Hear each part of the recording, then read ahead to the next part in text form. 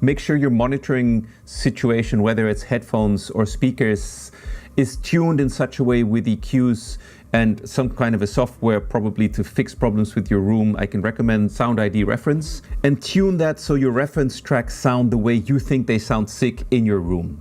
I wouldn't recommend having it flat. That's the first thing. So get your monitoring under control.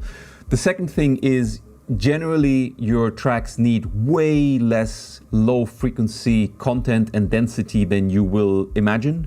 So have a workflow set up to be able to remove low end from the core things in your track that have low end, kick, bass, and toms most likely. Everything else I would cut the low end from with a 12 dB filter to just kind of smooth things out. I wouldn't do super harsh cuts. Third is use saturation on things like bass lines to get them to come up front. Fourth is use compression on things like the kick with the API 2500 type compressor.